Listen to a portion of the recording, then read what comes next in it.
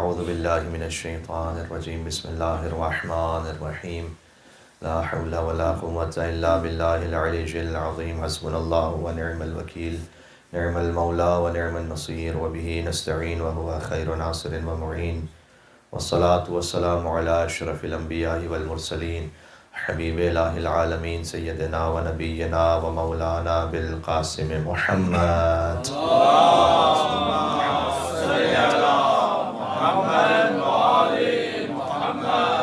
وعلى آلہ الطیبین الطاہرین المعصومین المظلومین سیما بقیت اللہ فی الارضین الذین اذهب اللہ عنہم الرجس وطہرہم تطہیرا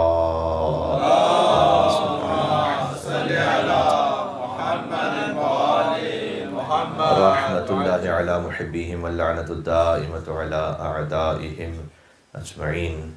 حضرت ابو طالب علیہ السلام سے منسوب جشن ہے، مولا امام زمان علیہ السلام کو یاد کرتے ہیں، ہدیہ تبریک و تہنیت پیش کرتے ہوئے آپ اپنی حاجات کو مد نظر رکھیں۔ بسم اللہ الرحمن الرحیم اللہم کن لولیک الحجۃ ابن الحسن صلواتک علیہ وعلی آبائہ فی هذه الساعة وفي كل ساعة وليا وحافظا وقائدا وناصرا ودليلا وعينا حتى تسكنه أرضك طوعا وتمتعه فيها طويلا۔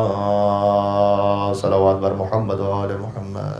اللهم صل على محمد وآل محمد وعجل فرجهم۔ قال اللہ تبارک و تعالی فی القرآن الکریم بسم اللہ الرحمن الرحیم والضحى والليل إذا سجى ما ودعك ربك وما قلى وللآخرة خير لك من الأولى ولسوف يعطيك ربك فترضى لم يجدك يتيما فآوى ووجدك ضالا فهدى ووجدك عائلا فأغنى۔ نعرہ صلوات۔ اللهم صل على محمد وآل محمد وعجل فرجهم۔ جشن منسوب ہے مولا علی کے بابا حضرت ابو طالب علیہ السلام سے، اور فقط مولا علی کے بابا نہیں بلکہ 12 اماموں کے بابا اور جد۔ در حقیقت جو ابو طالب علیہ السلام سے دشمنی ہے وہ فضیلت کی دشمنی ہے، اس لیے کہ کافر پالنے کا موقع سارے بزرگوں کو ملا تھا، کافر پالنے کا موقع تو سارے بزرگوں کو ملا تھا، لیکن نبی پالنے کا موقع وہ سوائے علی کے باپ کے کسی کو نہیں ملا تھا۔ تو کیا شان ہے اس گود کی کہ جو اس گود میں پل جائے تو یا نبی ہو جائے یا امام ہو جائے۔ آپ تاریخ میں دیکھیے گا کہ کوئی ایسی تاریخ باقاعدہ تو نہیں ملتی کہ حضرت ابو طالب السلام کا جشن ولادت متعین کیا گیا ہو۔ وفات کی تاریخ ملتی ہے 26 رجب المرجب ہے یا 7 رمضان ہے، بعثت کا 10واں سال، یعنی جب حضور مکرم نے اعلان نبوت فرمایا اس کے 10 سال بعد حضرت ابو طالب السلام کی وفات ہے۔ ولادت کی ایگزیکٹ تاریخ باقاعدہ تاریخوں میں متعین نہیں ہے، ہاں سال متعین ہے، حضور نبی مکرم کی ولادت سے 35 ایئرز اگو، 35 سال پہلے حضرت ابو طالب السلام کی ولادت ہوئی ہے، اور پھر 29 شوال کم سے کم برصغیر پاک و ہند میں ایک تاریخ منسوب ہو گئی حضرت ابو طالب علیہ السلام کے جشن ولادت سے۔ تو ذکر کبھی بھی کر لیجئے، ثواب ہے اور اس کی برکت ہے، اس کی فضیلت ہے۔ میں آپ کی خدمت میں جو آیا تھا آخری بار، میں نے اپنے محترم بھائی سے کہا بھی اگر مجھے آپ اتنی بار بار بلاتے رہیں گے تو لوگ عادی ہو جائیں گے، پھر کہیں گے کہ بھائی آپ چھوڑ دیں۔ نعرہ حیدری ماشاء اللہ۔ اور ایک خوشی اور مسرت بھی محسوس ہوتی ہے کہ بہرحال جہاں پر مومنین کی تعداد شاید باقی شہروں سے اتنی زیادہ نہ ہو، لیکن اس کے باوجود بھی ویک ڈے پر ایک رات میں حضرت ابو طالب السلام کے جشن میں اتنے لوگوں کا شریک ہونا اور آنا اور اس کو اہمیت دینا، اس بات کی دلیل ہے کہ آپ فرش اذا بچھا دیجئے، فرش اذا بچھا دیجئے، باقی اہتمام علی اور اولاد علی خود فرما دیتے ہیں یہاں۔ ایک مل کے صلوات بھیجیں، نام ہے در قرار ان کے بابا مولا ابو طالب علیہ الصلوۃ والسلام پر، اللہم صلی علی محمد وعجل فرجہم۔ تو حضرت ابو طالب علیہ السلام کی ولادت سے 29 شوال یہ منسوب ہو گئی تاریخ، اس اعتبار سے دنیا بھر میں اب جشن ہوتا ہے۔ حضرت ابو طالب علیہ السلام اور حضرت عبداللہ یہ بھائی تو ہیں، حضرت عبد المطلب کے بیٹے ہیں، لیکن یہ دو بھائی وہ ہیں کہ جن کی والدہ بھی ایک ہے۔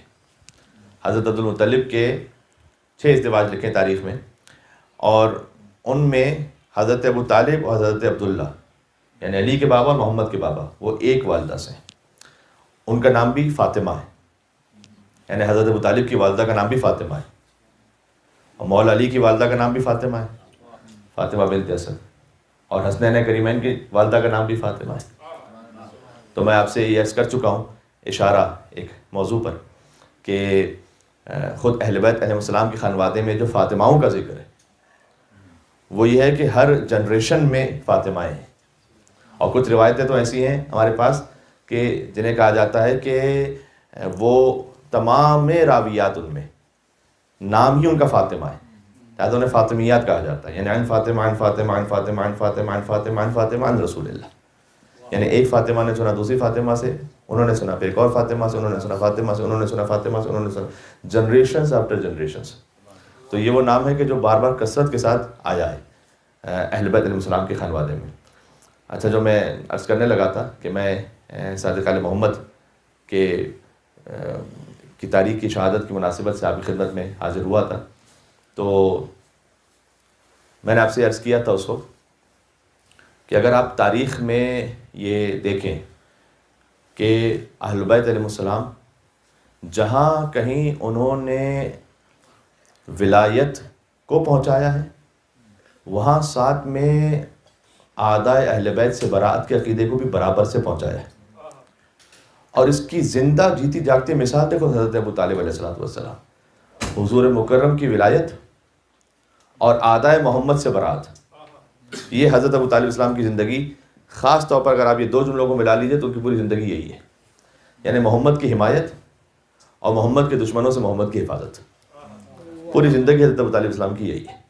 تو حضرت ابو طالب السلام کی جو ولادت ہوئی ہے وہ 35 سال پہلے حضور کی ولادت سے، اور حضرت ابو طالب اور حضرت عبداللہ یہ میں نے عرض کیا کہ باپ کے اعتبار سے بھی دونوں سگے بھائی بنتے ہیں اور ماں کے اعتبار سے سگے بھائی بنتے ہیں دونوں، اور خاص ایک حضرت ابو طالب علیہ السلام کا جو کنٹریبیوشن اس وقت ہے، میں تاریخ ایک آپ کے سامنے تھوڑی سی پڑھ دوں کہ حضرت عبد المطلب نے یہ نظر مانی تھی کہ اگر انہیں اللہ 10 بیٹے عطا کر دے گا تو اس میں سے ایک وہ رائے خدا میں قربان کریں گے۔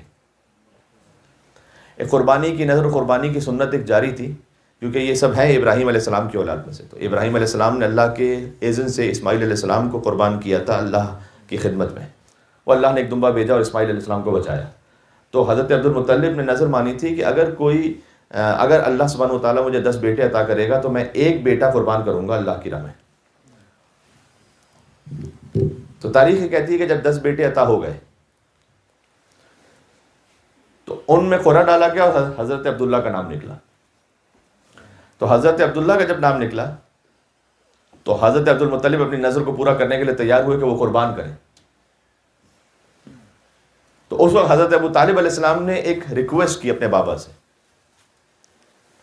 کہ اگر ہم عبداللہ کو بچا لیں اور اس کے عوض 10 اونٹوں کی قربانی کریں قرعہ ڈال کر۔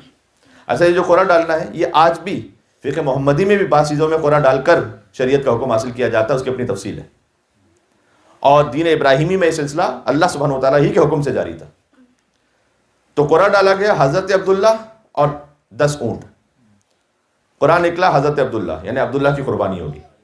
پھر قرعہ ڈالا گیا حضرت عبداللہ 20 اونٹ، پھر حضرت عبداللہ اور 30 اونٹ، کہ اب 30 اونٹ کی قربانی کروں گا، عبداللہ اور 30 اونٹ، قرعہ پھر نکلا حضرت عبداللہ 40 اونٹ، حضرت عبداللہ 50 اونٹ، حضرت عبداللہ 60 اونٹ، حضرت عبداللہ 70 اونٹ، 80 اونٹ، 90 اونٹ، اور حضرت عبداللہ 100 اونٹ. 100 اونٹوں تک جب بات پہنچی، 100 اونٹ، تو قرآن نکلا 100 اونٹ پر. اس وقت سے شریعت اسلام میں بھی یہ باقی رکھا گیا کہ یہ وہی سنت تھی کہ جو جاری رہی کہ اگر کسی کا قتل عمد ہو جائے تو اس کا خون وہاں 100 اونٹ ہے شریعت میں. حضرت عبد المطلب کی کم سے کم 5 سنتیں ایسی ہیں ابو طالب کے باپ کی جو اسلام سے پہلے کی ہیں. امام رضا علیہ السلام پر ایک شعر ہے، لیکن میں یہ اسلام سے پہلے کی بات کی کہ ایک مقام پر میں نے پڑھا تھا اس کو کہ کرنی ہے مجھے شاہ خراسان کی باتیں اور اسلام سے پہلے کے مسلمان کی باتیں. اسلام کے بعد ہونے والے مسلمان اور ہیں، اور جو وہ کر لیں اور اسلام بن جائے تو وہ اور ہے. حضرت عبد المطلب کی کم سے کم 5 سنتیں وہ ہیں کہ جو بعد میں شریعت محمدی میں بھی جاری و ساری رہیں. اس سے سمجھ میں آتا ہے کہ نہ صرف یہ کہ فقط یہ اسلام اور ایمان کے درجے پر تھے، بلکہ اپنے زمانے کی حجت حضرت عبد المطلب ہے اور ان کے بعد حضرت ابو طالب علیہ السلام ہے. اس لیے کہ حضرت عبد المطلب رسول اللہ کو سپرد کر کے گئے حضرت ابو طالب علیہ السلام کی خدمت میں. یہ تاریخ آپ کی خدمت میں عرض کرتا ہوں، میں ترتیب بار آگے بڑھ رہا ہوں. تو حضرت ابو طالب علیہ السلام ان کی ولادت ہوئی ہے، اور پھر جب حضرت عبداللہ علیہ السلام کی ولادت ہوئی تو حضرت عبداللہ کو بچانے کے لیے کہ ان کی قربانی نہ کی جائے، بلکہ یہ اللہ تعالیٰ کی جانب سے ایک حکم تھا اور امر تھا، 10 اونٹ قربان کیے جائیں، پھر 20 اونٹ قربان کیے جائیں، اور 10 کر کے اونٹوں کی قربانی بڑھائی جائے. 100 اونٹوں تک جب بات پہنچی تو پھر جب 100 اونٹوں پر قرآن نکلا تو شریعت نے بھی اس کو اس طرح سے رکھا واقعی کہ ایک انسان کا خون بہا 100 اونٹوں کو قرار دیا. حضرت عبد المطلب ہی نے طواف کے چکروں کی جو تعداد ہے وہ 7 قرار دی. حضرت عبد المطلب کا تحفہ ہے. اس سے پہلے جو طواف ہوتا تھا اس میں کوئی خاص عدد نہیں تھا، بس جتنا گھوم لیجیے. حضرت عبد المطلب نے اس کو متعین کیا تھا کہ کعبے کے جو 7 چکر لگائیں گے تو ایک طواف ہوگا. علی کے دادا محمد کے دادا عبد المطلب علیہ السلام، اور کعبے کے گرد یہ اہتمام کیوں نہ علی کے دادا فرماتے، اس لیے کہ انہی کا پوتا کعبے میں آنے والا تھا. اور اس کی خوشخبری بھی حضرت ابو طالب علیہ السلام نے دی تھی 30 سال پہلے. وہ میں آپ کی خدمت میں عرض کرتا ہوں کہ حضرت ابو طالب علیہ السلام کے ایمان پہ فقط بات نہیں ہونی چاہیے، ان کی حجت ہونے اور عصمت پہ بات ہونی چاہیے ان کے. حضرت ابو طالب علیہ السلام تو حضرت عبد المطلب کی جو سنتیں جاری ساری رہیں ان میں ایک ہے طواف کے عدد کو متعین کرنا، خوب بہا 100 اونٹوں کا ہونا. جب انہیں کوئی خزانہ ملتا کہیں سے، یعنی زمین میں چھپا ہوا کہیں خزانہ، تو اس کا خمس نکالنا یہ حضرت عبد المطلب نے شروع کیا، جس سنت کو اسلام نے جاری رکھا. جو خمس کی سنت ہے حضرت عبد المطلب سے شروع ہوئی. پھر خاص طور پر یہ کہ بنی ہاشم کے خانوادے میں یہ تھا کہ وہ لباس پہن کر طواف کیا کرتے تھے، ورنہ برہنہ طواف آپ جانتے ہیں کہ رائج تھا عربوں میں، اس لیے کہ وہاں پر بھی ابو جہلوں اور ابو سفیان جیسوں نے اپنی گنڈا گردی اور بدماشی اس طرح سے چلائی ہوئی تھی کہ جو جس لباس کو پہن کر طواف کرے گا وہ لباس اسے بطور ٹیکس دینا پڑے گا یہاں. اور لباس چونکہ اتنا عام نہیں ہوتا تھا وہاں پر کہ مثلا ہر ایک کے پاس 10 15 20 لباس ہو، تو اپنا لباس بچانے کی خاطر وہ لباس اتار کر طواف کر دے تاکہ یہ ٹیکس میں نہ دینا پڑے. اور اس سے پھر فحشاء کا ایک سلسلہ بھی انہوں نے شروع کر رکھا تھا. تو حضرت عبد المطلب نے اس بات کا پابند کیا تھا بنی ہاشم کو، اور ان کے اطراف میں جو افراد حضرت عبد المطلب کو گویا فالو کرتے تھے یا انہیں اپنا سردار سمجھ کے چلتے تھے، وہ فقط لباس پہن کر طواف کرتے تھے. اور ظاہر ہے کہ ان پر ان لوگوں کی، ابو جہلوں کی جو گنڈا گردی تھی وہ نہیں چل پاتی تھی. تو اس لیے جب آیت بھی نازل ہوئی تھی نا، سورہ توبہ کی آیتیں تھیں کہ جو مشرکوں نے طریقہ رکھا ہوا تھا کہ اب کوئی کعبے میں بتوں کی پرستش نہیں کرے گا اور برہنہ طواف اب کوئی نہیں کرے گا، تو سورہ براءت کو لے کر کون جاتا مشرکوں کے درمیان اور سناتا یہ. تو پہلے رسول اللہ نے کسی ایک صاحب کو دیا، وہ بھی ایک خاص وجہ سے دیا کہ پتہ چلے کہ جب دے کر لیا جائے تو پھر کیا ہے. اس کے بعد پھر آیت کو لے کر جب بھیجا کہ آپ سنائیے گا وہاں جا کر، اور وہ جب جانے لگے تو یہ متفق علیہ روایت ہے کہ جس پر اہل تسنن اہل تشیع نے اس بات کو لکھا ہے کہ اللہ سبحانہ و تعالیٰ نے وہی نازل کی کہ یا آپ جائیں یا رجل من کا، یا آپ میں سے کوئی ہو، آپ جیسا کوئی ہو. تو انہیں بلایا اور بلا کر ان سے لے کر حضرت علی ابن ابی طالب علیہ السلام کے حوالے کیا کہ آپ جائیے اور سنائیے. اور اس میں جو مصلحت علماء نے لکھی وہ یہ ہے کہ جا کر مشرکوں کے درمیان یہ کہنا کہ آج سے کوئی برہنہ طواف نہیں کرے گا، وہ وہی کہہ سکتا تھا کہ جس کے بزرگوں نے کبھی برہنہ طواف نہ کیا.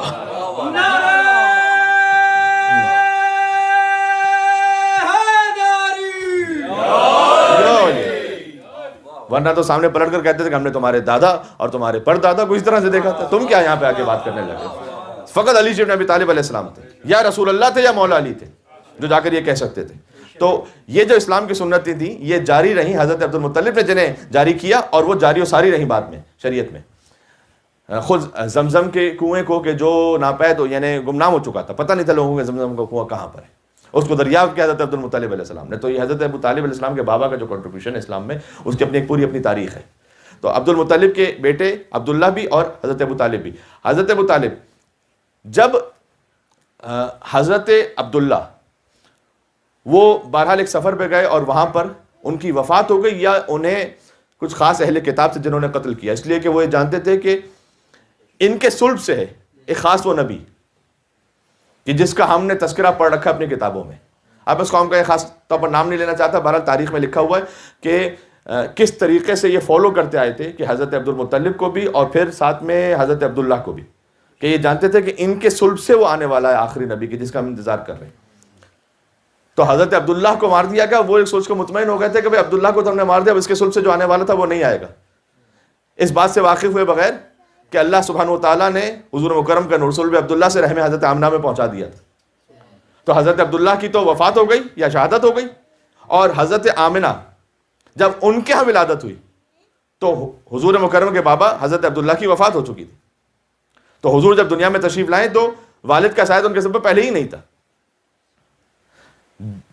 تو حضرت آمنہ کے جب حضور مکرم کی ولادت ہوئی تو بی بی فاطمہ بنت اسد انہوں نے مدد فرمائی حضرت آمنہ کی، اور اتنی زیادہ وہ خوش تھی. ذرا غور کیجئے گا اس بات پر. ایک مرتبہ ہوتا ہے خوش ہونا، لیکن خوشی کا ایسے اظہار کرنا کہ باقاعدہ روایت میں ثبت ہو جائے کہ حضرت بی بی فاطمہ بنت اسد نے اس قدر خوشی کا اظہار فرمایا، حضور مکرم کو اپنی گود میں لے کر آئیں حضرت ابو طالب کے پاس. عبداللہ تو اب ہے نہیں، حضرت ابو طالب کے پاس لے کر آئیں، اور جب حضرت ابو طالب کی گود میں دیا حضور مکرم کو تو ابو طالب علیہ السلام نے اس وقت ایسا جملہ ارشاد فرمایا کہ جو ان کے علم غیب کے حامل ہونے پر دلیل ہے. فرمایا اسبری سبتن، اے فاطمہ بنت اسد آپ 30 سال صبر کیجئے. ابشرکی بمثلہ الا النبوہ، میں آپ کو بالکل اس محمد جیسے بیٹے کی بشارت دیتا ہوں، بس یہ کہ وہ نبی نہیں ہوگا. اللہ ابشرکی بمثلہ الا النبوہ اسبری سبتن، 30 سال صبر کیجئے. یکم عام الفیل حضور کی ولادت ہے، 30 عام الفیل علی بن ابی طالب علیہ السلام کی ولادت ہے. جانتے ہیں آپ؟ اچھا حضور مکرم کی جب ولادت ہے یکم عام الفیل، تو عام الفیل اسے کیوں کہا جاتا ہے؟ میں بچوں کے لیے گزارش کر دوں تاکہ بچوں کے ذہن میں رہ جائے. ہاتھی والا سال، جس پر سورہ بھی ہے سورہ فیل قرآن میں. تو جو کیلنڈر سے عربوں کے ان میں طریقہ کار یہ تھا کہ اگر کوئی اہم واقعہ پیش آ جائے تو اس اہم واقعے سے پھر اس سال کے سلسلے کو جاری رکھتے تھے کہ اچھا ہاتھی والا سال، پہلا سال، دوسرا سال، تیسرا سال، تاریخ کو نوٹ کرنے کے لیے. تو جو ہاتھیوں والا واقعہ پیش آیا کہ جب ابرہہ نے حملہ کیا اور وہ یہ چاہتا تھا کہ یمن میں جو اس کا مقام ہے، اس کا جو عبادت خانہ ہے، لوگ وہاں آئے عبادت کرنے کے لیے، یہاں کیوں آتے ہیں؟ تو میں اس کو ڈھا دوں گا. تو ابرہہ اپنے پورے لشکر کے ساتھ آیا تھا یہاں پر. اور عربوں میں ہمیشہ اونٹ ہوتے تھے، آپ جانتے، ہاتھی نہیں ہوتے تھے. حجاز میں ہاتھی جو ہے وہ افریقہ کا جانور ہے، یمن افریقہ میں. تو آپ تصور فرمائیے گا کہ کوئی نیشنل جغرافی کی ڈسکوری تو ہے نہیں کہ پہلے سے لوگوں نے دیکھا ہوا کہ دنیا میں کون سا جانور کہاں پر ہے. تو بہت سے لوگوں نے ہاتھی پہلی دفعہ دیکھا تھا زندگی میں. وہ ہاتھیوں کا ایک لشکر لے کر آ رہا ہے اور مکہ کے قریب پہنچا ہے. اب میں جملہ یہ کہہ رہا ہوں کہ چھوٹے چھوٹے جانوروں نے اتنا بڑا جانور پہلی دفعہ دیکھا تھا.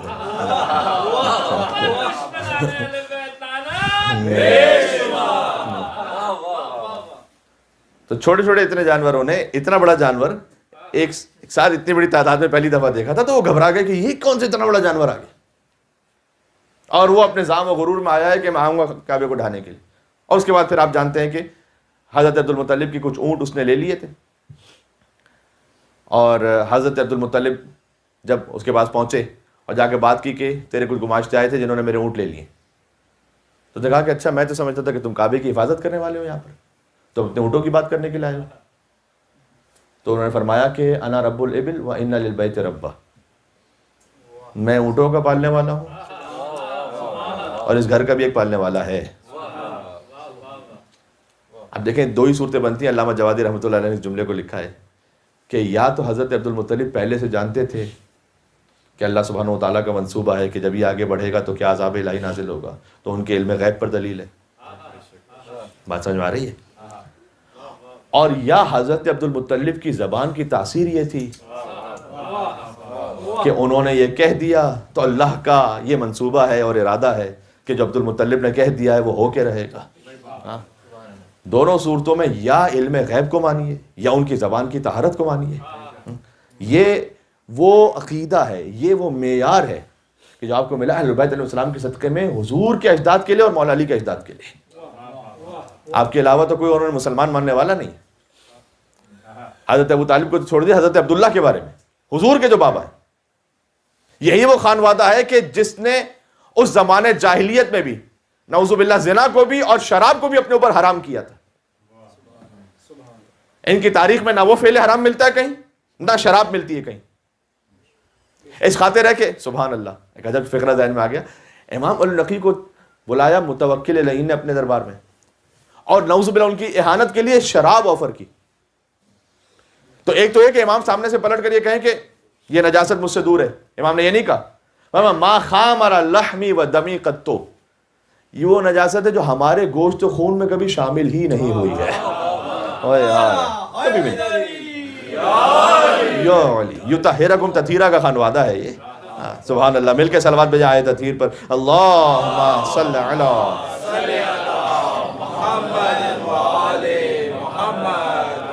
تو یہ حضور کے اجداد کی ذرا تاریخ سن لیجئے گا. تو اس خانوادے میں نہ کہیں زنا ہے نعوذ باللہ, اور نہ کہیں شراب ہے.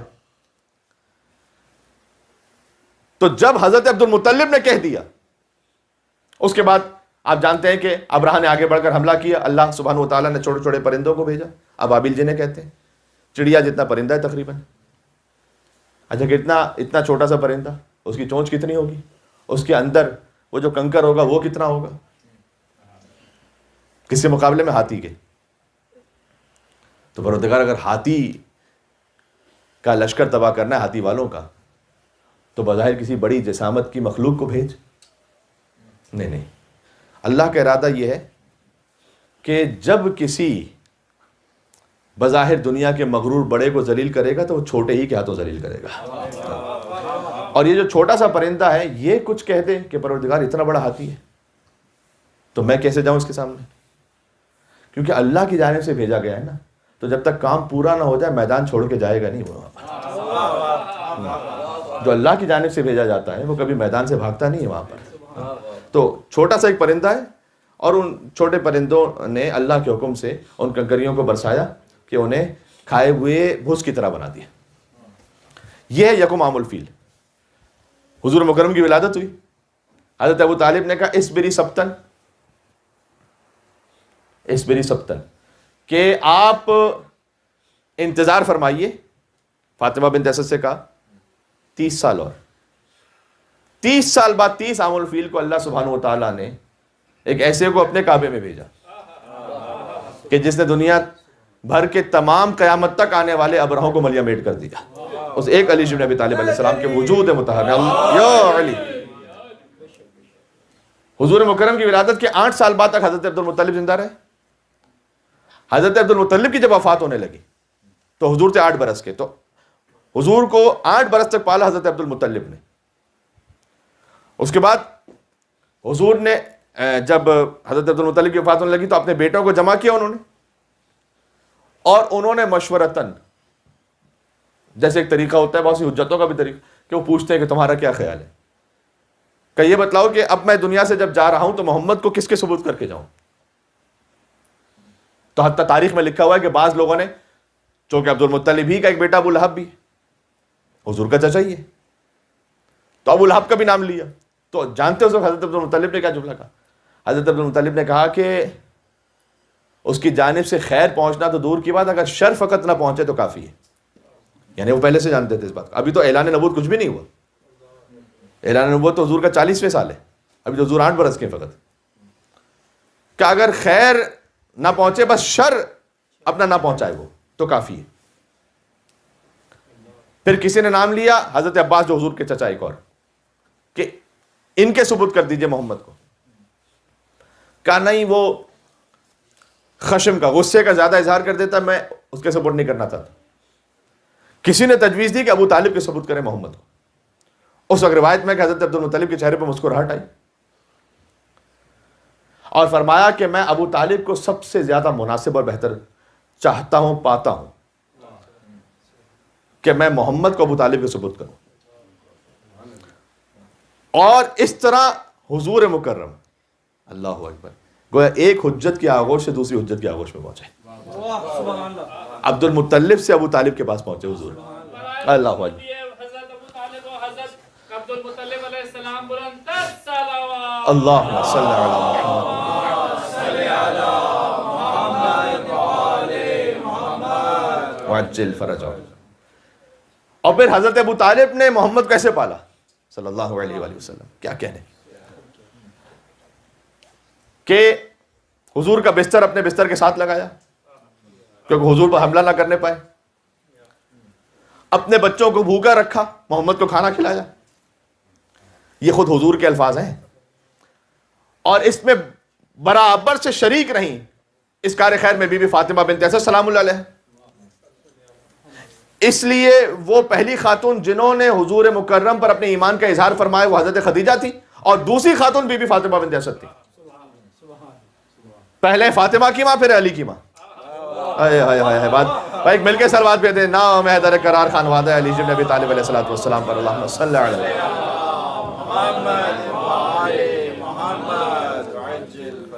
سورہ ممتحنہ میں آیت دیکھیے گا، بی بی فاطمہ بنت اسد کے لیے اللہ سبحانہ وتعالیٰ نے آیت نازل کی جب انہوں نے اپنے ایمان کا اظہار فرمایا ہے. اور میں اہل سنت تفاسیر ساتھ میں پڑھا ہوں، حضرت ابن عباس سے روایت ہے یہ کہ وہ یہ بیان کرتے ہیں کہ جب بی بی فاطمہ بنت اسد آئیں اور انہوں نے اپنے ایمان کا اظہار فرمایا حضور مکرم کے پاس، تو اللہ سبحانہ وتعالیٰ نے آیت نازل کی کہ یا ایھا النبی، اے نبی، اذا جاءک المؤمنات، جب مومن عورتیں آپ کے پاس آئیں اس بات پر کہ وہ آپ پر بیعت کریں گی، علی اللہ یزنین ولا یسرقن، وہ کوئی فعل حرام نہیں کریں گی اور وہ چوری نہیں کریں گی، تو ان سے بیعت کو قبول کر لیجئے، ان کے لیے دعا مغفرت کیجئے. ابن عباس سے کہتے ہیں کہ آیت علی کی والدہ کے لیے نازل ہوئی. حضرت ابو طالب کے لیے اللہ سبحانہ وتعالیٰ نے سورہ زحا میں فرمایا الم یجد کا یتیما فآویٰ، آج یتیم تھے تو کیا میں نے آپ کو نہیں پالا. مجھے پورے قرآن میں بتلائیے گا کہ اللہ نے کسی کافر کے عمل کو اپنا عمل کہا ہو.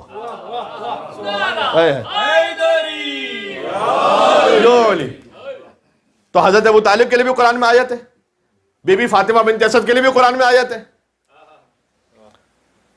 یعنی علی کے باپ کے لیے بھی قرآن میں آیت ہے، علی کی ماں کے لیے بھی قرآن میں آیت ہے. مجھے بتلائیے کہ صدر اسلام میں کوئی اور ہے ایسا کہ جس کے ماں باپ کے لیے اللہ نے قرآن میں آیت رکھی ہو؟ نہ نہ نہ، اس لیے کہ آیت ہونے کے لیے مسلمان ہونا ضروری ہے. آیت ہونے کے لیے مسلمان ہونا ضروری. تو علی کے والد کے لیے بھی قرآن میں آیت ہے، علی کی والدہ کے لیے بھی قرآن میں آیت ہے. تو حضور مکرم حضرت ابو طالب کی آغوش میں سے پہنچے 8 سال بعد، اور حضرت ابو طالب نے حضور کی حفاظت کی اور حمایت کی کب تک؟ جب حضور کی جب انہوں نے اعلان نبوت فرمایا ہے، اور اس کے بعد جب حضرت ابو طالب کی وفات ہوئی، تو حضرت ابو طالب کی جو وفات ہوئی ہے وہ 85 ایئرز میں ہوئی. ٹھیک ہے، تو 85 ایئرز میں حضرت ابو طالب السلام کی وفات ہوئی، اور حضور مکرم کا اس وقت سن تھا 50 ایئرز. میں نے کہا 35 ایئرز بعد حضور کی ولادت ہوئی تھی، تو حضور کا سن تھا 50 ایئرز. تو 8 سال سے لے کر جب حضور 50 سال کے ہو گئے، اس وقت تک حفاظت میں ہے حضرت ابو طالب علیہ السلام کی. اور جب حضرت ابو طالب کی وفات ہو گئی تو پھر اللہ سبحانہ وتعالیٰ نے وحی نازل کی کہ اے مصطفیٰ آپ چھوڑ دیجئے مکہ کو اور اب مدینہ تشریف لے جائیے. ابو طالب کی وفات کے بعد حضور کا اللہ کا اپنے حبیب کو مکہ چھوڑ دینے کا حکم دینا، یہ خاموش خراج عقیدت ہے حضرت ابو طالب علیہ السلام کی، کہ مکہ میں ابو طالب کے بعد ہم آپ پر کسی کا احسان ہی نہیں چاہتے، فقط ابو طالب کا احسان ہے بس، اور کسی کا نہیں. بات واضح ہو رہی ہے؟ تو اللہ سبحانہ وتعالیٰ نے یہ اہتمام فرمایا کہ حضرت ابو طالب کو نگہبان بنایا حضور کو پالنے کا. اچھا تاریخ میں جو واقعات ہیں، ایک دو واقعات سن لیجیے گا، اس کے بعد میں آہستہ آہستہ اس کو ریپ اپ کر کے سمیٹ کر ایک تھوڑا سا میسج دے کے بعد تمام کروں گا. تو حضرت ابو طالب حفاظت کرتے تھے مصطفیٰ صلی اللہ علیہ وآلہ وسلم کی ایسے کہ جب تک حضور جب گھر سے باہر نکلتے تو جب تک خود ساتھ نہ جاتے تو حضور کو جانے نہیں دیتے تھے. ایک مرتبہ ایسا ہوا کہ حضرت ابو طالب گھر میں تھے اور حضور بہرحال کسی امر سے باہر نکلے، اور پھر حضرت ابو طالب السلام جب ڈھونڈنے کے لیے نکلے تو حضور نظر نہیں آتے حضور. اور حضور ڈھونڈتے، ابو طالب علیہ السلام ڈھونڈتے رہے اور محمد نہ ملے. تو انہوں نے بنی ہاشم کے جوانوں کو بلایا اور کہا کہ اپنی آستینوں میں تلواریں رکھو اور یہ جو مشرکین مکہ ہیں ان کے پہلو میں جا کے بیٹھ جاؤ، میں ڈھونڈنے جا رہا ہوں محمد کو، اگر وہ میرے ساتھ نہ آئیں تو مجھ سے کوئی بات نہیں کرنا، بس ان تلواروں کو گھونپ دینا ان کے سینوں میں. اچھا یہ روب اور جلال تھا حضرت ابو طالب علیہ السلام کا. اور ڈھونڈنے کے لیے نکلے حضور مکرم کو. تو حضرت پہلے کوہ ابو قبیس پہ پہنچے. اچھا عجب ہے، مکہ میں ایک دفعہ زلزلہ بھی آیا ہے تو حضرت ابو طالب کی ایک دعا بھی لکھی ہوئی تاریخ میں کہ کوہ ابو قبیس پر پہنچ کر، جو مکہ کا ایک بڑا پہاڑ تھا، اور پھر حضرت ابو طالب علیہ السلام کہتے ہیں کہ الہی بحق محمدیت المحمودہ وبالعلویت العلیہ وبالفاطمۃ البیضاء، ان تین وسیلوں سے حضرت ابو طالب نے دعا مانگی. ابھی تک تو بی بی فاطمہ سلام اللہ علیہ دنیا میں تشریف نہیں لائی تھی. فرمایا کہ اے پروردگار تجھے محمد کی محمدیت کا واسطہ اور علی کی علویت کا واسطہ اور فاطمہ کی نورانیت کا واسطہ، تو اہل مکہ پر رحم فرما اور اس زلزلے کو ہم سے دور کر دے. تو حضرت ابو طالب کوہ ابو قبیس پر جا کے انہوں نے ڈھونڈا، حضور نہیں ملے. اس کے بعد بعض نشیبی جگہوں پہ دیکھا، حضور نہیں ملے. دیکھا ایک مسطح پہاڑ ہے، فلیٹ ایک جگہ، جہاں دو ہستیاں ہیں، محمد نماز پڑھا رہے ہیں اور علی ان کے پیچھے نماز پڑھ رہے ہیں. پہاڑ کے کونے میں حضور ملے، لیکن ایسے کہ حضور نماز پڑھا رہے تھے، علی نماز پڑھ رہے تھے. اس کا مطلب کیا ہے؟ اس کا مطلب یہ ہے کہ گم تو دونوں گئے تھے.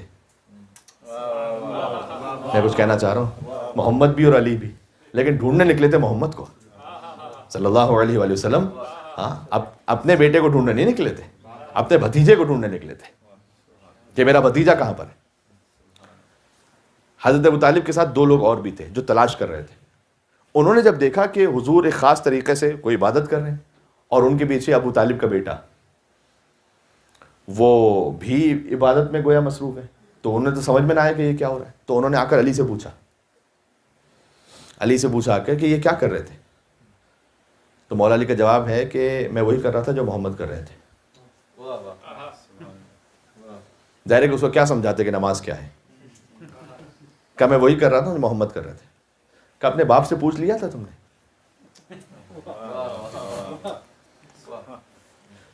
اللہ اکبر.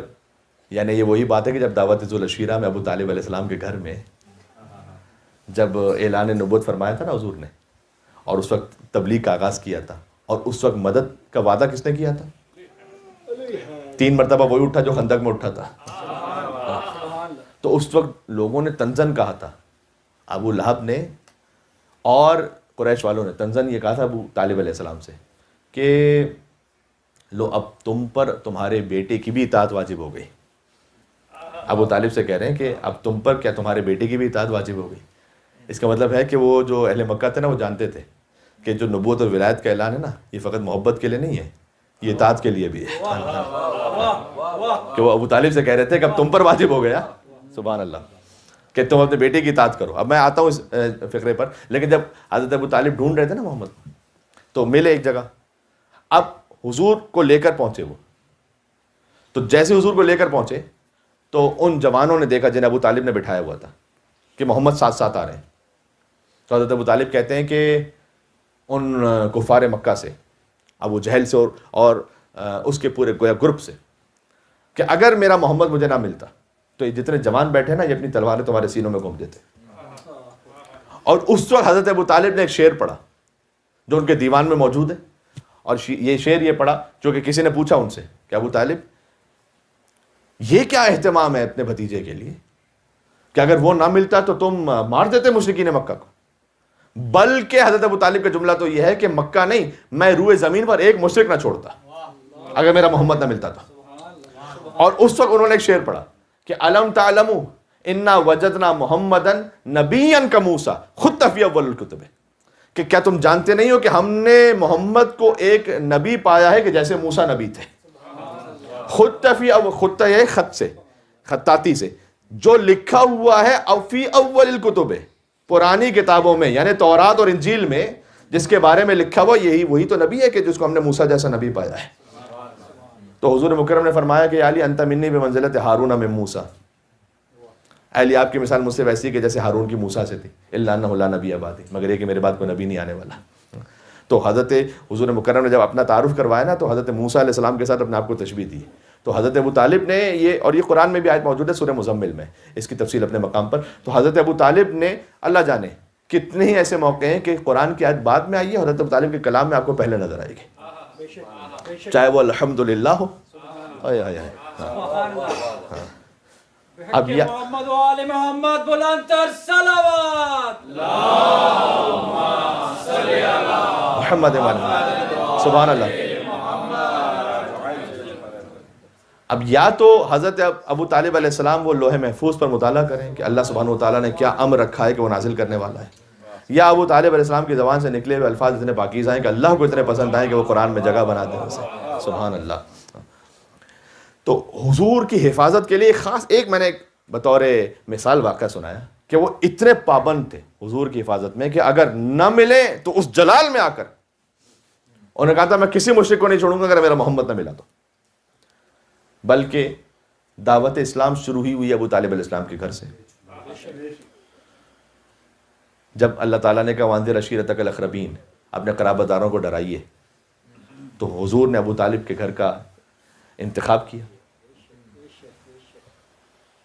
پروردگار تیرا اپنا گھر بھی ہے مکہ میں,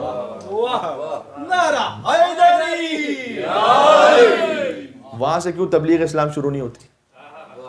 اس لیے کہ کچھ ناقبت اندیش ایسے تھے جنہوں نے خانہ خدا میں بت رکھے ہوئے تھے, اور جہاں پر بت رکھے ہوں وہاں پر توحید کا بیان نہیں ہوا کرتا. پہلا جو ایک طرح سے جلسہ ہے توحید کا وہ وہاں کہاں ہوگا کہ جہاں پر سارے بت اطراف میں رکھے ہوئے. تو پتہ چلا کہ رحمان کے گھر بت تھے, عمران کے گھر بت نہیں تھے.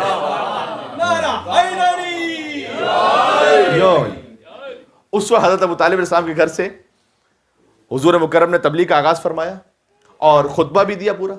اچھا آپ جانتے ہیں اس تفصیل کو, شاید اتر کہ آپ یہاں پر کسی ویڈیو میں آپ ہماری سن بھی چکے ہوں اس پورے سلسلے کو, لیکن بہرحال میں تھوڑا سا بیان کرتے ہوئے آگے بڑھوں اور جشن کو اپنے اختتامی مراحل تک لے جاؤں. کہ اس وقت جب حضور مکرم نے کھانا بھی بنوایا تو ابو طالب علیہ السلام کے گھر سے کھانا بنوایا. یعنی حضور چاہتے تھے کہ میں شروع ہی سے پوری امت کو ابو طالب کے دسترخوان کا نمک حلال بنانا چاہتا ہوں. میں چاہتا ہوں کہ یہاں سے آغاز ہو اس کھانے کا. اچھا وہ وقت اور آج کا وقت ہے, ابو طالب کے ماننے والوں کے یہاں نیاز کی کبھی کمی نہیں ہوئی ہے. وہ جو دسترخوان ہے وہ آج تک جاری و ساری ہے. اچھا اس پر اپنے بھی تھے غیر بھی تھے. یعنی یہ کہ جب دسترخوان بچتا ہے نا جب امام حسین کے نام کا, تو اس میں پوچھا نہیں جاتا کہ تمہارا مذہب کیا ہے, تمہاری قوم کیا ہے, تمہارا قبیلہ کیا ہے. آپ جانتے نہیں مشی میں جب نجف سے کربلا جو کو پوچھتا ہے وہاں پہ کہ تم کس فرقے سے ہو, کس مذہب سے ہو, کہاں سے نہیں ہو. تو حضرت ابو طالب السلام کے دسترخوان کا جو سلسلہ شروع ہوا نا, وہاں سے ایسا شروع ہوا کہ اس وقت سے لے کر آج تک کبھی بھی ابو طالب کے ماننے والوں کے یہاں تبرک و نیاز کی کمی نہیں ہوئی. دنیا کھلاتی تو یہ کہہ کر کھلاتی ہے کہ جو مستحق ہے وہ کھا کے جائے, اور اس میں خود ایک عزت نفس کی بات آ جاتی ہے کہ بھائی مستحق پہنچے وہاں پر. لیکن جو امام حسین کے نام کا دسترخوان ہے, کوئی لفظ بدل کے کہتا ہوں جو ابو طالب کے خانوادے کا دسترخوان ہے, آئے آئے بات پہنچ رہی ہے. وہاں پر جو امیر ہے وہ بھی فقیر بن کے بیٹھتا ہے, اور جو فقیر ہے وہ بھی اس گھر کا امیر بن کے بیٹھتا ہے, اور دونوں ایک ساتھ بیٹھ کے مساوات کے ساتھ کھانا کھا کے چلے جاتے ہیں, کوئی تفریق نہیں ہوتی وہاں پر. یہ حضرت ابو طالب علیہ السلام کے گھر سے سنت جاری ہوئی کہ انہوں نے کھانے کا اہتمام فرمایا. ابو طالب علیہ السلام کے احسانات تو ملاحظہ فرمائیے گا رسول اللہ صلی اللہ علیہ وسلم پر, کہ کھانے کا اہتمام فرمایا, اور کھانے کے اہتمام کے ساتھ جب حضور نے کھانا کھلا دیا, اس وقت یہ تھا کہ پہلے کھانا کھلایا, اس کے بعد گفتگو شروع کی. تو آپ گفتگو کرنا چاہتے تھے کہ ابو لہب اٹھ گیا اور اس نے شور مچایا, اور اتنا زیادہ شور مچایا کہ حضور کو بات نہیں کرنے دی حضور, اور اپنے پورے قوم قبیلے کو لے کر باہر نکل گیا ابو لہب. جب وہ جانے لگا تو حضور نے کہا کل پھر کھانا ہے پھر آنا. اس لیے بہت سے لوگ ہیں کہ جو مجلس کا بائیکاٹ کر دیتے ہیں لیکن نیاز کا بائیکاٹ نہیں کرتے ہیں. وہ چلا گیا. اگلے دن پھر چونکہ کھانا تھا تو وہ پہنچ گئے. بہرحال جب وہ پہنچا تو اس نے اپنے لاؤ لشکر کے ساتھ, جو اس کی قوم تھی, قبیلہ تھا, جو بھی تھا, تو بیٹھ کے سب نے کھانا کھایا. اس کے بعد حضور اٹھے تو پھر اس نے اٹھ کے شور مچایا اور حضور کو بات نہیں کرنے دی. تیسرے دن یہی ریپیٹ ہوا. کھانا کھا لیا, حضور ابھی اٹھے بات کرنے کے لیے, اب اتنا شور ہو رہا ہے کہ حضور کیا کہیں گے. تو ابو لہب نے اٹھ کر پھر شور مچایا. جب اس نے اٹھ کر شور مچایا تو تیسرے دن یہاں سے ابو لہب اٹھا, وہاں سے ابو طالب علیہ السلام اٹھا. عالم اسلام کو تعارف کروا دیا جائے کہ یہاں سے کعبے کا چور اٹھا, وہاں سے کعبے کا محافظ اٹھا.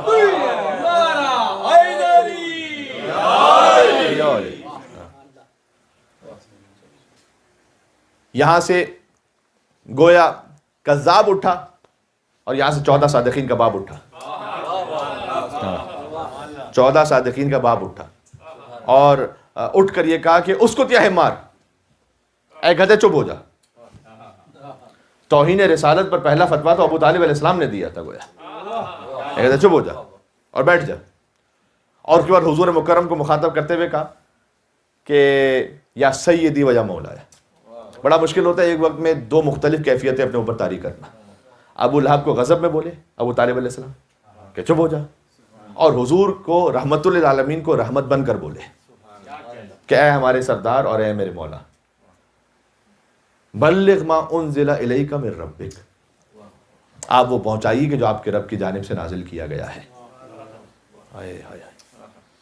بلغ ما انزل الیک من ربک, آپ وہ پہنچائیے کہ جو آپ کے رب کی جانب سے نازل کیا گیا ہے.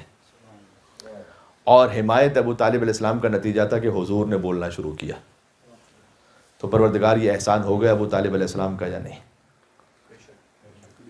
تو اللہ سبحانہ و تعالیٰ کی توحید کو پہنچایا حضور مکرم نے ابو طالب کی حمایت سے 40 لوگوں کے درمیان. احسان کا بدلہ یہ ہے کہ اللہ سبحانہ و تعالیٰ نے غدیر کے میدان میں یا ایھا رسول بلغ ما انزل الیک من ربک, آپ وہ پہنچائیے کہ جو آپ کے رب کی جانب سے نازل کیا گیا ہے. یہ الفاظ بھی وہی ملتے جلتے ہیں جو حضرت ابو طالب علیہ السلام نے اس وقت کہے تھے.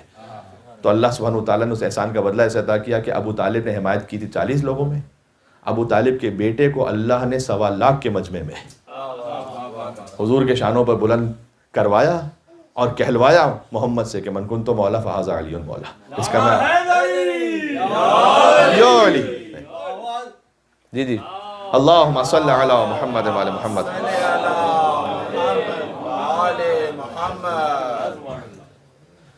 اچھا, یہ سلسلہ جاری و ساری رہا. میں اس بات کو اس طرح سمیٹوں اسی آیت پر کہ حل جزاء الاحسان الا الاحسان, احسان کا بدلہ سوائے احسان کے کیا ہے؟ تو احسان ہے 2 ہستیوں کا حضور پر, ایک ابو طالب کا, ایک بی بی خدیجہ کا. دونوں کا احسان ہے اپنے اپنے مقام پر. تو پروردگار اس احسان کا بدلہ کیا ہے؟ تو اللہ نے ایک کو کل ایمان کا باپ بنایا, ایک کو صاحب تطہیر کی ماں بنایا. یہ اللہ سبحانہ و تعالیٰ نے احسان کا بدلہ ایسے عطا فرمایا. اور احسان اس طرح سے بھی عطا کیا. دیکھیں, عمران نے تو احمد مختار کو پالا, سرکار نے پھر حیدر کرار کو پالا. علی پلتے رہے رسول اللہ کے گھر میں, محمد پلے ہیں ابو طالب کے گھر میں, اور علی پلے ہیں مصطفیٰ کے گھر میں. کیونکہ علی مصطفیٰ کے ساتھ ساتھ ہوتے تھے, کہتے کن تو اتبع اتباع الفصیل اثرہم میں محمد کے پیچھے ایسے چلا کرتا تھا کہ جیسے اونٹنی کا بچہ اپنی ماں کے پیچھے چلتا ہے. یہ نہج البلاغہ میں میرے مولا کا جملہ ہے. تو عمران نے تو احمد مختار کو پالا، سرکار نے پھر حیدر کرار کو پالا، کرار نے حسنین سے شاہکار کو پالا، اور ہر دور کے سردار نے سردار کو پالا۔ یہ تو اللہ تعالیٰ کا نظام ہے۔ عمران نے تو احمد مختار کو پالا، سرکار نے پھر حیدر کرار کو پالا، کرار نے حسنین سے شاہکار کو پالا، ہر دور کے سردار نے سردار کو پالا۔ مولا علی نے پالا امام حسنین کریمین کو، امام حسین نے پالا امام سجاد علیہ السلام کو، امام سجاد نے امام باقر علیہ السلام، امام باقر نے، یہ ہر دور کے سردار نے سردار کو پالا۔ میں ایک جملے پر آ رہا ہوں، ہر دور کے سردار نے سردار کو پالا۔ امام باقر نے امام جعفر صادق، امام جعفر صادق نے امام موسیٰ کاظم، امام موسیٰ کاظم نے امام رضا، امام رضا نے امام تقی، امام تقی نے امام نقی، امام نقی نے امام عسکری، امام عسکری نے امام زمانہ علیہ السلام، امام مہدی اجل اللہ تعالیٰ فرجہ شریف کو پالا۔ ایک آخری فقرے پر آ گیا ہوں، حضرت حجت 5 برس کے تھے، امام حسن عسکری کی شہادت ہو گئی۔ اب کون پال رہا ہے امام زمانہ علیہ السلام، امام مہدی کو؟ ہے میرے ساتھ آپ؟ اس ترتیب کو اگر مکمل کر لیں گے تو پھر بات کا لطف آ جائے گا کہ عمران نے تھا احمد مختار کو پالا، سرکار نے پھر حیدر کرار کو پالا، کرار نے حسنین سے شاہکار کو پالا، ہر دور کے سردار نے سردار کو پالا۔ ایک پردہ توحید میں خود ڈھال رہا ہے، ایک پردہ توحید میں خود ڈھال رہا ہے، اور مہدی کو حجابوں میں خدا پال رہا ہے۔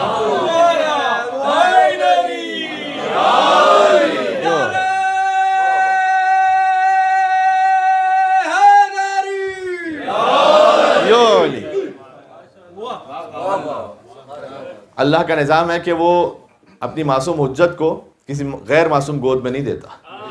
ہائے ہائے ہائے ہائے، بات پہنچ رہی ہے۔ لہذا مصطفیٰ کو دیا ابو طالب کی گود میں، علی کو دیا محمد مصطفیٰ کی گود میں۔ جی، یہ ترتیب اللہ سبحانہ وتعالیٰ کے حکم سے اور امر سے جاری و ساری رہی۔ ایک جملہ میں آپ کی خدمت میں پہنچانا چاہتا ہوں اور اسے پڑھوں یہاں سے کہ حضرت ابو طالب علیہ السلام نے خطبہ نکاح پڑھا۔ تو مجھ پر ضروری ہے کہ میں کم سے کم ایک جملہ اس خطبہ نکاح سے خاص حوالے سے پڑھوں تاکہ آپ تک میں اس خاص بات کو پہنچا سکوں۔ اور اس خطبہ نکاح کو میں کتاب اللہ یحضر الفقیہ سے پڑھ رہا ہوں، اور کتابوں میں بھی لکھا ہوا ہے یہ خطبہ نکاح کہ جب حضرت ابو طالب نے خطبہ نکاح پڑھنا شروع کیا رسول اللہ کا، کیا شان ہے۔ یا آپ کسی بھی عام مسلمان سے یہ پوچھیے کہ آپ نے کس پنڈت جی سے اپنے بیٹے کا نکاح کروایا تھا،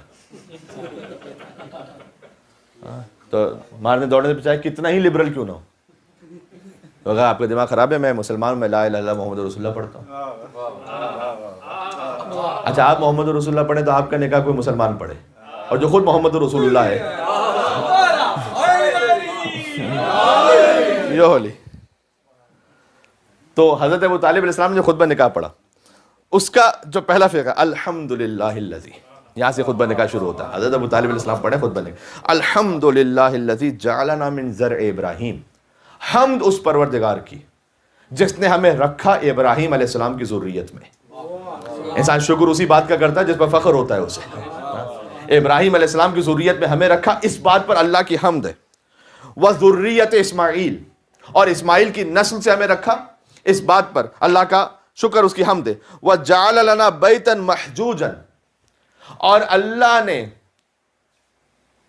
اللہ اکبر، اللہ نے ہمارے گھر کو حجتوں کا گھر قرار دیا، ہمارے گھر کو حجتوں کا گھر قرار دیا۔ اس کا دوسرا ترجمہ ہو سکتا ہے کہ اللہ نے ہمارے گھر میں قرار دیا کہ جو حج ہوگا اس کی نگہبانی ہم کریں گے، حج والا گھر ہمیں قرار دیا۔ وحرما آمنا یجیء الیہ ثمرات کل شیء، اور ہمارا گھر وہ ہے کہ جہاں اللہ کی ہر نعمت پلٹتی ہے۔ وَجَعَلَنَا الْحُكَّامَ عَلَى النَّاسِ فِي بَلَدِنَا، اور اللہ نے ہمیں حاکم بنایا تمام انسانوں پر۔ یہ خطبہ نکاح پڑھ رہے ہیں۔ الَّذِي نَحْنُ فِيهِ، جس بلد میں، جس شہر میں ہم ہیں، اس پر تمام انسانوں میں ہمیں حاکم بنایا۔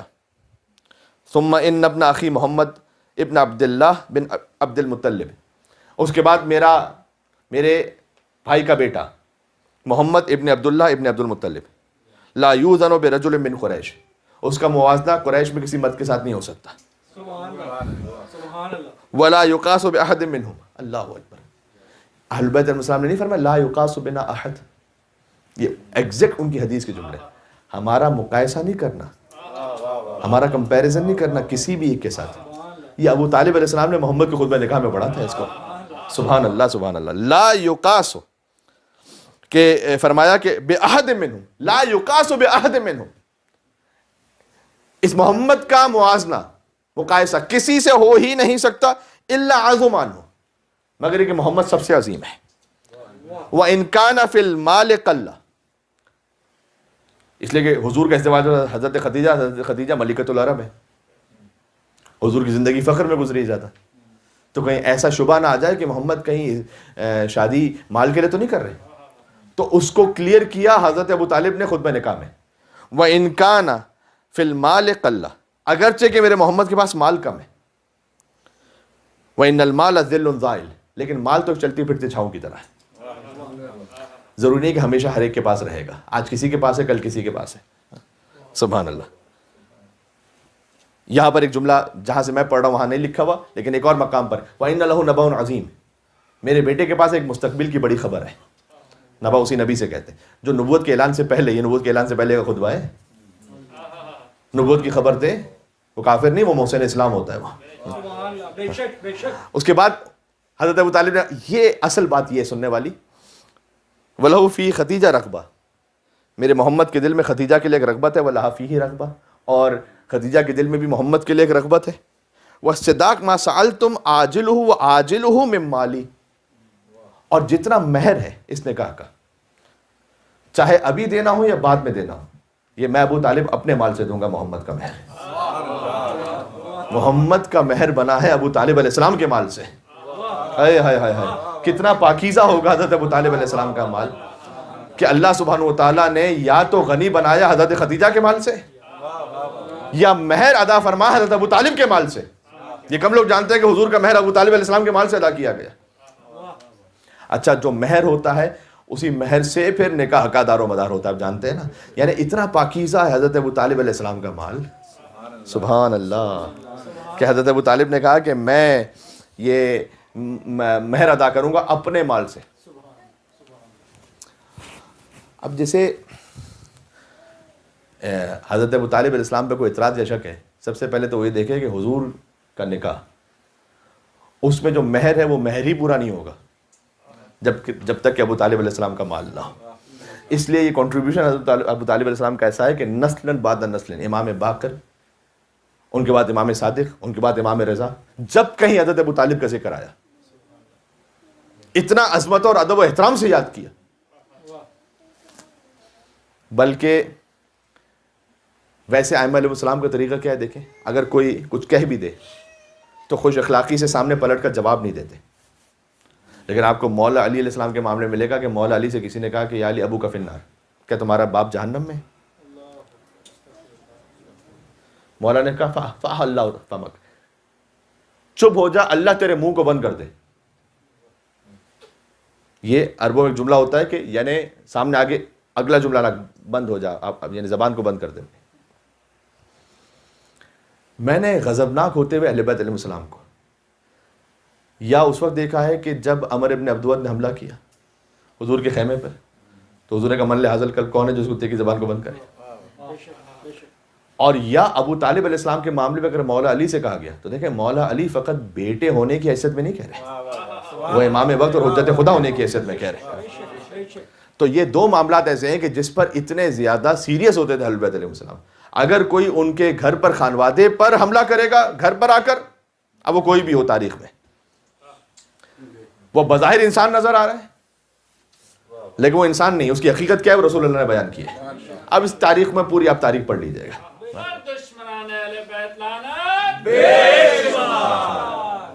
دوسری طرف سے اچھا وہ جانور کے جو اہل بیت علیہ السلام کا وفادار رہا, اس کا اہتمام دیکھیے اور احترام دیکھیے. میں جو کہہ رہا تھا جملہ اور پھر وہ بات بہرحال آگے بڑھ گئی تھی. امام صادق علیہ السلام کے پاس کسی نے آ کر کہا تھا کہ مولا اس بار آپ حج پہ گئے تھے, سنا رش بہت تھا. امام نے کہا نا, ما حججت الا انا وناقتی وعلی بن یقطین, حج تو کسی نے کیا ہی نہیں, حج فقط میں نے کیا, میرے ناقے نے کیا اور علی بن یقطین نے کیا تھا. ارے مولا اتنے سارے لوگ تھے. مولا نے کہا کوئی بھی ہماری ولایت پہ نہیں تھا. اس ترتیب میں بھی مولا حیدری اللہم صلی علی محمد و علی محمد. اس ترتیب میں بھی مولا نے پہلے اپنا نام لیا، پھر اپنے ناقے کا نام لیا، پھر علی بن یقطین کا نام لیا. یعنی جس ناقے پر بیٹھ کے امام صادق علیہ السلام نے حج کیا تھا، اس ناقے کی عظمت یہ ہے کہ امام نے کہا کہ ما حججت الا انا و ناقتی و علی بن یقطین. حج تو کسی نے کیا نہیں، صرف میں نے کیا، میرے ناقے نے کیا. ناقے نے حج کیا ہے کیونکہ امام کا خدمت گزار ہے. یہ جن لوگوں کو ذوالجناح کی عظمت اور احترام سمجھ میں نہیں آتا نا، بات پہنچ رہی ہے؟ ہاں جی، ان کے لیے کہ جو جانور بھی اہل بیت علیہ السلام کی خدمت میں کام آ جائے، اس کا احترام ہے کہ امام نے کہا ما حججت الا انا و میرے ناقے نے بھی حج کیا ساتھ میں، وہ علی بن یقطین، اور علی بن یقطین نے کیا بس. باقی وہی واقعہ کہ جو امام نے 2 انگلیوں کے درمیان دکھلایا، تو کوئی ریچھ تھا، تو کوئی بھیڑیا تھا، تو کوئی کیا تھا، تو کوئی کیا تھا. ان کی حقیقت یہ تو یہ کہ حدیث میں ایک آیا ہے کہ اللہ سبحانہ و تعالیٰ نے جو اہل بیت کی ولایت پر نہیں ہے انہیں انسانی صورت عطا کی ہے تاکہ تمہیں وحشت نہ ہو، ورنہ پوری آبادیوں میں خالی ایک مومن ہوتا تو لاکھوں کی تعداد میں پتہ نہیں کوئی جانور رہ رہے ہوتے. تو کہا تمہیں وحشت نہ ہو، اس لیے ہم نے انہیں انسانی صورت عطا کی ہوئی ہے، ورنہ انسانی صورت ہے نہیں. انسان حقیقت میں وہ ہے کہ جو توحید و رسالت اور ولایت پر ہے. یہ حدیث کا خلاصہ میں نے آپ کو سنا دیا. تو جہاں سے بات کو میں کنکلوڈ کروں کہ جب ائمہ علیہ السلام سے کہا جاتا تو مثلا کبھی انہوں نے جواب دیا کہ تم ابو طالب کے ایمان پر ہم سے سوال کرتے ہو، لوگ کیا کہتے ہیں؟ لوگ تو نعوذ باللہ کہا کہ انہیں خارج اسلام کہتے ہیں. تو امام نے جواب دیا کہ قیامت میں جب اللہ ابو طالب کے ایمان کو تولے گا نا، تو اللہ کی تمام مخلوق، یہ امام کا لفظ ہے، تمام مخلوق وہ ترازو کے ایک طرف اور ابو طالب کا ایمان ایک طرف ہو. ہائے ہائے ہائے. فرمایا تو ابو طالب علیہ السلام کا ایمان اللہ کی تمام مخلوقات کے ایمان پر غالب اور بھاری ہوگا، کیونکہ اسد اللہ الغالب امیر المومنین علی بن ابی طالب کا بیٹا ہے، کیا کہ بابا ہیں. تو اس لیے اور پھر فرمایا کہ جب ابو طالب علیہ السلام بھی تشریف لائیں گے، تو جب وہ تشریف لائیں گے قیامت میں تو ان کا نور اتنا زیادہ ہوگا کہ ہر نبی، ہر وصی کا نور مان پڑ جائے گا. فرمایا سوائے 5 انوار کے، اسماء 5 طیبہ، ان کے انوار کے علاوہ سب کا نور مان پڑ جائے گا جب ابو طالب تشریف لائیں گے میدان محشر میں بھی. ہائے ہائے ہائے.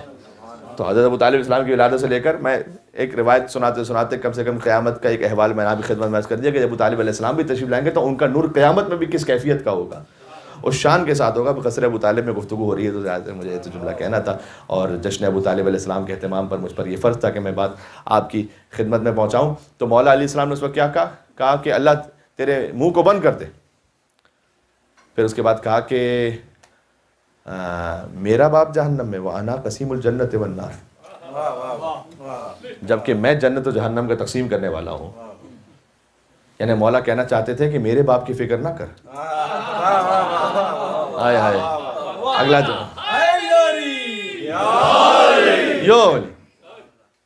تو اپنے باپ کی فکر کر کے وہ کہاں جانے والا ہے، اس لیے کہ میں جنت و جہنم کا تقسیم کرنے والا ہوں. امام زین العابدین سے کسی نے کہا کہ کیا ابو طالب مومن تھے؟ تو ان کے ایمان پر دلیل کیا ہے؟ کہ یہ کہ حضور نے کبھی بھی فاطمہ بنت اسد کو ابو طالب سے جدا نہیں کیا، جبکہ فاطمہ بنت اسد مومنہ تھی.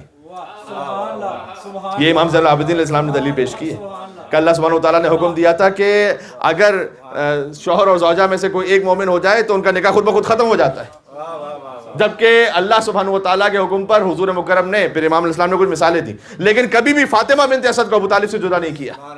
یہ خود اس بات کی دلیل ہے. پھر اللہ سبحانہ و تعالیٰ نے بہرحال سب سے بڑی نعمت تو میں یہ کہتا ہوں کہ ابو طالب علیہ السلام کے حصے میں رکھی کہ ان کے بیٹے کو اپنے گھر میں بلایا. اللہ کا چراغ جلے گا ابو طالب کے گھر میں، ابو طالب کا چراغ جلے گا اللہ کے گھر میں. اور اللہ سبحانہ و تعالیٰ نے اپنے گھر میں یہ خاص الخاص ایسا اہتمام ہے کہ جو ابو طالب کے بیٹے کو ہی حاصل ہے اور کسی کو حاصل نہیں ہے. اور جب یہ اہتمام اللہ نے کیا تھا تو اس وقت سارا مکہ آ گیا تھا یہ دیکھنے کے لیے کہ کیا ہوا، کہ ابو طالب کی زوجہ گئی ہیں کعبے کے اندر اور دیوار بند ہو گئی اور قفل کھلتا نہیں ہے. سارا مکہ آ گیا. نہیں آئے تھے تو ابو طالب نہیں آئے تھے اس وقت، کیونکہ ابو طالب جانتے تھے کہ کیا یہ منصوبہ الہی ہے جیسے پورا ہونا ہے. ابو طالب علیہ السلام کیا طالب کی ولادت ہے، عقیل ہے، جعفر ہے اور علی ہے. تو حضور مکرم آئے آخر میں تیسرے دن جب ابو طالب کی زوجہ علی کو لے کر باہر نکلی. اور علی نے آغوش مادر سے آغوش رسالت میں آ کر آنکھیں کھولی اور اس دنیا میں آنے کے بعد جو پہلی زیارت کی وہ رسول اللہ کا چہرہ تھا. سبحان اللہ. میں نے عرض کیا نا کہ رسول اللہ نے جب علی کو گود میں لیا تو وہ حل جزاء الاحسان الا الاحسان کا وہ مطلب پورا ہو گیا کہ ابو طالب اپنی گود میں محمد کو لے کے گھوما کرتے تھے. خدا کے بعد جو سب سے بڑا ہے ابو طالب کی گودی کا پناہ ہے.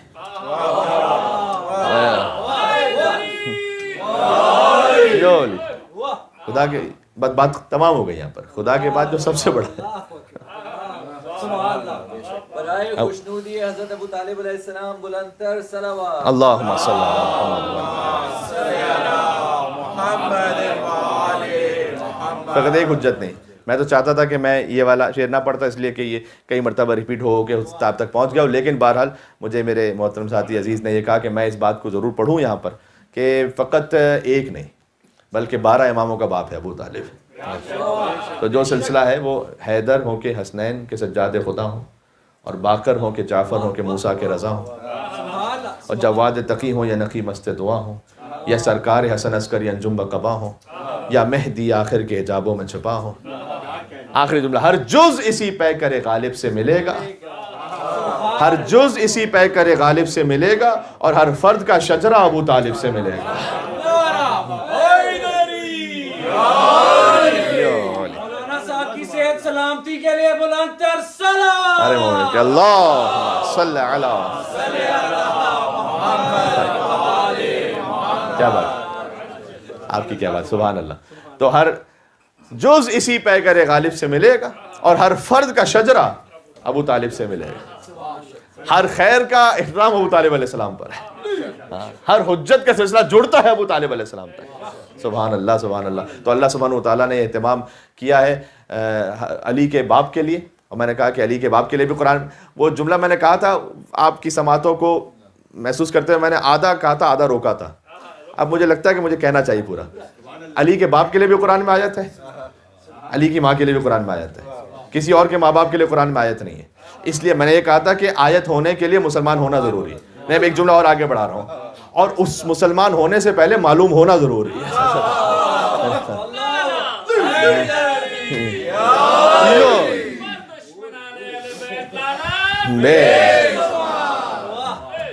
یہ خاص ابو طالب علیہ السلام کے گھر کا خاصہ ہے.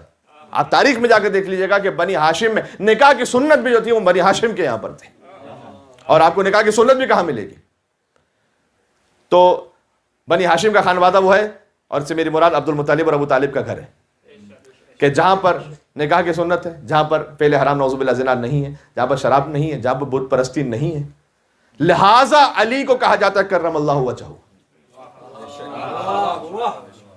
کرم اللہ وجہہ شیعہ نہیں کہتے، سنی کہتے. ہم تو علیہ السلام کہتے ہیں، اللہ کا درود و سلام و مولا علی پر، لیکن اہل سنت کہتے ہیں کرم اللہ وجہہ. اب کہنا کم کرتے ہیں، پہلے تو کثرت سے کہتے تھے. پہلے تو جس اخبار میں مولا علیہ السلام کا نام چپتا تھا، پاکستان کی بات کر رہا ہوں میں، وہاں پر رضی اللہ تعالیٰ عنہ نے لکھا ہوتا تھا، وہاں پر مولا علی کے ساتھ لکھا ہوتا تھا کرم اللہ وجہہ.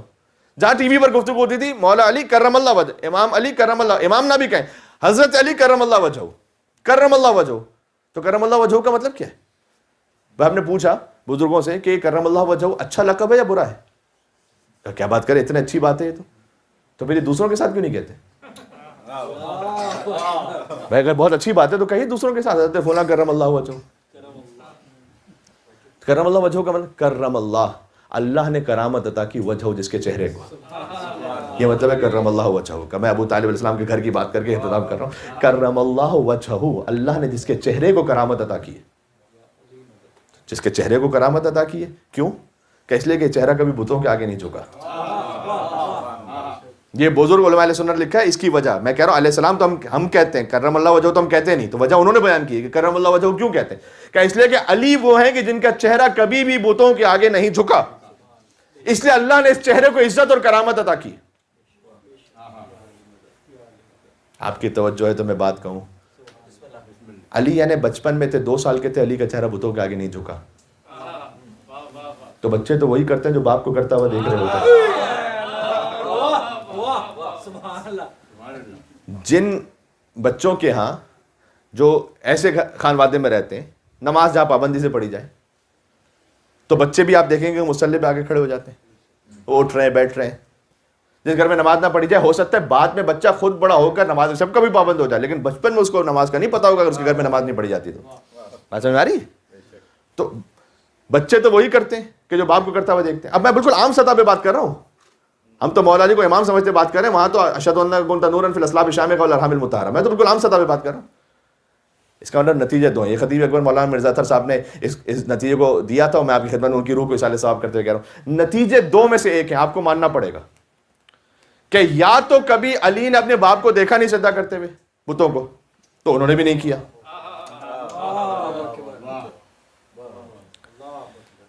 تو ابو طالب کو مومن مانو. یا علی خود سے اس بات کو جانتے تھے کہ بچپن ہی سے انہیں معلوم تھا کہ بتوں کو سجدہ کرنا حرام ہے، تو علی کو امام مانو.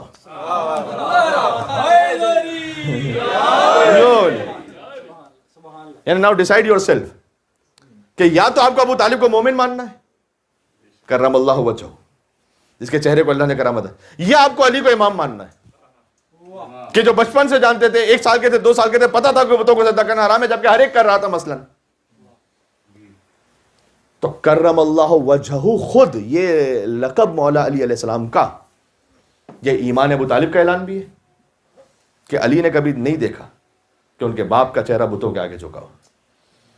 اور علی نے کبھی نہیں دیکھا اس لیے کہ اللہ سبحانہ و تعالیٰ نے علی کو اپنے گھر میں بلایا اور حضور پہنچے تو وہ یہ کہ حضور نے اپنی گود میں لیا مولا علی علیہ السلام کو.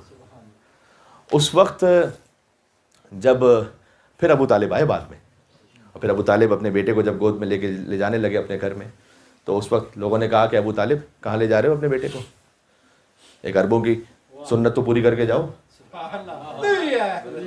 عربوں کی سنت یہ ہے کہ یہاں پر رکھو پتھر پر اپنے بیٹے کو، اور ایک سانپ کوئی آئے گا، اگر سانپ نے بیٹے کو نقصان پہنچا لیا تو میں سمجھیں گے کہ یہ تمہارا نہیں ہے، نعوذ باللہ من ذالک، اور اگر وہ چلا گیا تو پھر ہم سمجھیں گے کہ ٹھیک ہے صحیح ہے، نقصان نہ پہنچایا. تو عربوں کی سنت یہ تھی کہ وہ سانپ ایک اژدہا آتا تھا، اور اس کے بعد اژدہے نے اگر بچے کو نقصان پہنچا دیا، جس کا لوگ سمجھتے تھے کہ بھائی یہ تو پھر صحیح نسب ہی نہیں، اور اگر نقصان پہنچائے بغیر چلا جاتا تو پھر انہیں یقین آتا تھا کہ صحیح نسب ہے. ابو طالب کو کیا ڈر تھا، رکھ دیا انہوں نے پتھر پر. اژدہا آیا، اللہ اکبر، مولا علی شیر خدا حیدر کرار علی ابن ابی طالب علیہ السلام، ید اللہ ہاتھوں سے علی ابن ابی طالب نے اس بالکل شیر خارگی کے گہوارے کے عالم میں علی ابن ابی طالب نے اژدہے کو چیر دیا. آپ جانتے ہیں، اور اژدہے کو چونکہ چیر دیا، لہٰذا ایک وجہ یہ بھی کہی جاتی ہے کہ اس وقت علی ابن ابی طالب کا نام حیدر رکھا ان کی ماں نے. یول حیہ کہتے ہیں بڑے سانپ کو، اور درہ کہتے ہیں چیر دینے کو. حیہ درہ، جس نے چیر دیا بڑے سانپ کو وہ ہے علی ابن ابی طالب. اور جب علی نے چیر دیا تو لوگوں نے ابو طالب سے آ کر کہا کہ ابو طالب تمہارے بیٹے نے تو غضب کر دیا، جو ہمارے یہاں پر نسب کا معیار تھا وہی چیر کے ختم کر دیا. اوئے ہوئے ہوئے، آپ کی توجہ تو میں بالکل جشن نما ماحول بن چکا، میں احترام پر آ گیا کہ جو ہمارے یہاں نسب کا معیار تھا وہ تمہارے بیٹے نے ختم کر دیا. ابو طالب نے جواب دیا اب جو نسب کا معیار قائم ہوا ہے، حیدر حیدر حیدر حیدر حیدر حیدر حیدر حیدر حیدر حیدر.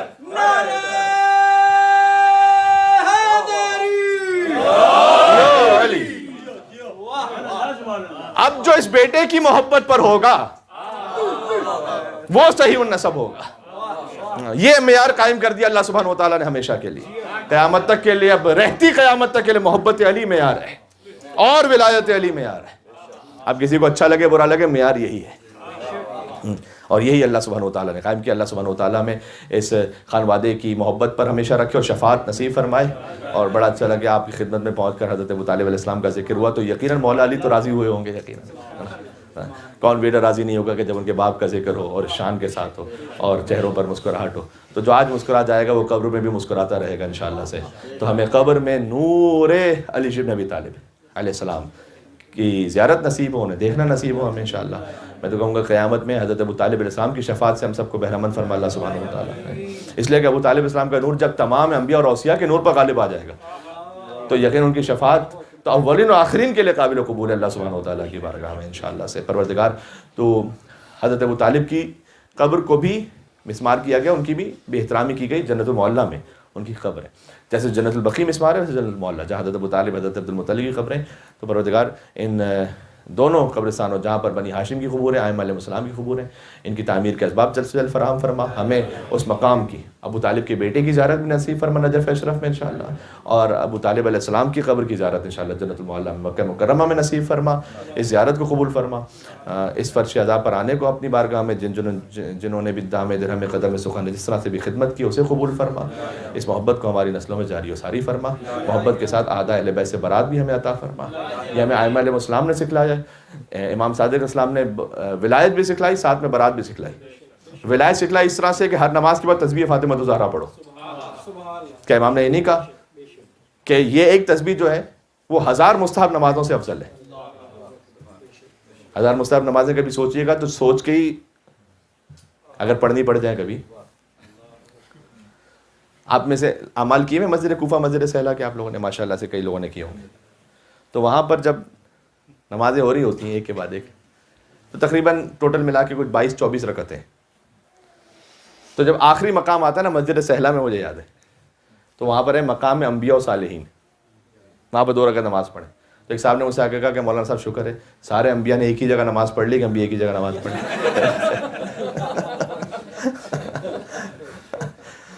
ورنہ ہر نبی حضرت ابراہیم ایک جگہ نماز پڑھ رہے ہیں، حضرت خضر ایک جگہ نماز، تو سارے انبیاء نے ایک جگہ نماز پڑھ لی، تو اللہ کا شکر ہے کہ ہم نے ایک جگہ نماز پڑھ، تو اس بہرحال مشکل ہوتا ہے کہ ہم 20 رکعتیں پڑھیں 30 رکعتیں پڑھیں، بہت مشکل ہو جاتا ہے۔ 1000 رکعتیں گھٹنے چل جائیں گے، جو نا سرور زخمی ہو جائے گا اگر 1000 رکعتیں واقعی کوئی پڑھ لے۔ امام نے فرمایا ہے کہ نماز کے بعد بیٹھ کے تسبیح فاطمہ الزہرا پڑھو۔ ارے مولانا یہ کیا ایک تسبیح 1000 رکعت؟ تو علی کی ایک ضرب ثقلین کی عبادت سے افضل نہیں ہے کیا؟ تو اللہ کیا کب سے کوانٹٹی معیار ہونے لگی ہے؟ اللہ کیا تو وہ کوالٹی معیار ہے، جو اللہ نے چاہے وہ کرو۔ ابلیس کہہ رہا ہے کہ 1000 سجدے کرو، اللہ نے کہا نہیں 1000 نہیں، ایک چاہیے، یہ ایک چاہیے سجدہ، یہ ایک ہی کرو بس۔ تو امام صادق اسلام نے فرمایا کہ جو تسبیح پڑھے وہ 1000 مستحب نمازوں سے افضل ہے۔ ہم اپنے بچوں کو اپنی دادی فاطمہ الزہرا کی تسبیح ایسے سکھلاتے ہیں جیسے بچوں کو فرض نماز سکھلاتے ہیں۔ امام نے ولایت سکھائی، یہاں تسبیح مکمل ہوتی تھی تو امام 4 مردوں اور 4 عورتوں پہ لعنت بھی کرتے تھے۔ اب یہ نام نہ پوچھیے گا مجھ سے کہ کون سے نام ہے، وہ نام آپ کو یا تو خود پتہ ہونے چاہیے یا بعد میں آپ۔ تو امام نے نماز پڑھوا کر اللہ کا عبادت گزار بنایا، نماز کے بعد تسبیح پڑھوا کر مولائی بنوایا، اور تسبیح کے بعد 4 مردوں 4 عورتوں پہ لعنت بھجوا کر تبرعی بنوایا۔ تو یہ پورا دین یہ ہے۔ تو آپ کو ولایت بھی آپ کے پاس ہونی چاہیے، عبادت بھی ہونی چاہیے، ولایت ہونی چاہیے اور برات ہونی چاہیے، یہ پورا دین ہے۔ انشاءاللہ اللہ سبحانہ وتعالی ہمیں اپنے اس پورے دین پر ثابت قدم رکھے، اور پروردگار تمام مرحومین کو اس جشن میں اور اس ثواب میں شریک کرتے ہیں۔ جو آپ کے چہرے پر مسکراہٹ آئی، خوشی آئی جس طرح سے آپ نے اس جشن کو سنا، تو یقیناً اس کا ثواب انشاءاللہ مرحومین کی خدمت پہنچے۔ ایک فاتحہ پڑھ کر ان کو مزید ثواب میں شامل فرمائیے گا۔ بسم اللہ الرحمن الرحیم۔ اللہم اغفر للمؤمنین والمؤمنات والمسلمین والمسلمات الاحیاء منہم والاموات، تابع بیننا وبینہم بالخیرات انک مجیب الدعوات انک علی کل شیء قدیر برحمتک یا ارحم الراحمین۔